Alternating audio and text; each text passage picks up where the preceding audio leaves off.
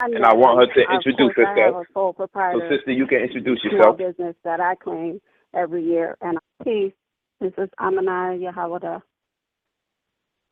Okay, and of course, her husband.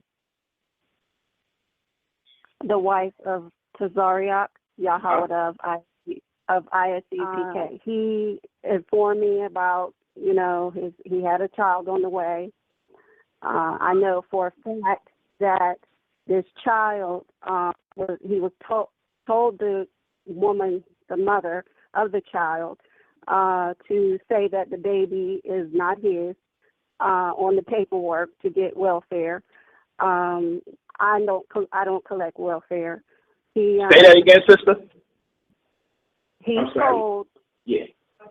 He actually told me that he told her to say that he's not the father, so that she could get welfare for the pregnancy and the child that was being born. Now, the contingent for give all your money to your Lord, your husband, that's not what we discussed, and I assured him that that was not going to be a part of this arrangement. And I don't know how he does it with his other wives, but I assured him that that was not going to be here. He agreed. He never did try to take control of my money. However, he did have my credit card on his gym for over a year, a little over a year, up until about the last few payments where I cut it off, where he could not pay for his gym membership. There's also been, I signed him up for a Avis corporate reward, excuse me, so they could travel, so that he can be able to travel and get a rental car whenever he needed to go, out of town or come here. So that I didn't mind doing, and also business plans. I wanted to set up some business plans as far as, he wanted to get, we talked about oil tables and things like that to do when he set up on the streets. And I led him to Medina because I'm very familiar with Medina from the past. Being at Ansar, we always used to order from Medina. So I tried to put him onto that. I would invest in. I told him I would invest. And, trying to get him to be more self-sufficient, trying to get him to become his own boss and things of that nature. Basically, the whole genre was built on, I'm just going to work this little job and I take from my other wife that will give me money. I know there's one time there was a situation with an eviction. Try to talk up a little bit more, sister. A little louder. Okay. I know there was one situation with the second wife when there was an eviction, and she handed over her money to stop him and one of the other wives from getting evicted, the first wife. So this woman was only receiving a disability check from a special needs child that she had just had. So this was, basically what he was doing. I didn't agree with it. I spoke with his sister. He was upset about it, but I didn't care because I'm for women and children first, and I didn't believe that she should have handed over that special needs check to him when that baby is definitely in need, and she was in need. She didn't even have an apartment.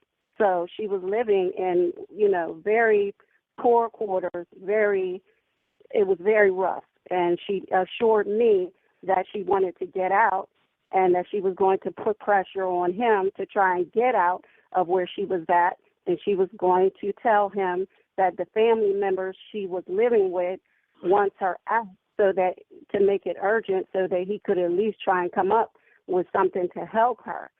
The situation was very, very desolate. So these are the things that I noticed with the wives. I know that I've read texts. I did go through his phone. I was an angel. I'm not going to sit here and say I was an angel throughout this. I went through his phone, and I see where the first wife was, saying that you can give me a dime you don't do anything, so this whole mentality is basically the women are taking care of him. He buys $200 garments for Passover, and the women look like vagabonds. He does not, care. You said they're paying $200 for what? Yeah, he paid $200 for his garment for this Passover, the cream one. Those stuff that they be wearing? Yeah. The regalia? Right. Yeah, he paid $200 for that.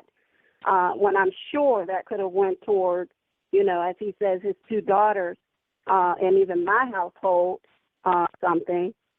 But about the children, since you're on there. Mm-hmm. This is very important. Okay. In this family dynamic, there's at least amongst two different women, yourself namely, and another sister, there's at least two children suffering from special needs, correct? Right. Or special needs children. And when I was reading the sentiment from a heated dialogue that you was having between him and the other wife, she intimated, and we'll post it, she intimated that, well, your child is retarded, and, euphemistically speaking, we know special needs, but I'm just quoting or paraphrasing, that your child's retarded, so basically, the child is not really relevant. So with these children that out of context retarded, but we know euphemistically speaking, special needs children, with two special needs children in the realm of this family dynamic, I want you to explain how ISUPK identifies with these special needs children. In other words, can children with special needs be allowed in the temple? Are they even embraced by the community, or are they shunned away? Okay. The exchange took place on Facebook. I didn't know who she was. I wasn't familiar with her. I started getting called a skank. She must have known that we were shortly engaged and we're going to get married soon. And then she began to inbox me. I proceeded to argue back with her, which I'm not proud of that. We went back and forth, and I told her she was jealous because he was having a baby by the second wife, and that she was jealous, and she needed to get herself together. I sent you all those transcripts, so you have all of the proof that where she proceeded to say, I didn't know retards counted as a baby, because we knew that his child was going to be special needs. She proceeded to say, I know all about the sick little baby. And what I was told was that the children with special needs cannot be amongst the congregation because you don't want to be with them and breed more. So children with special needs were not allowed in the congregation. Say that whole part again, and say it loud. Say it clear enough so they can hear you. That children with special needs were not allowed in the congregation, in congregated areas, because they don't want to breed more of those children with special needs. And I found that very disturbing because that was his own child.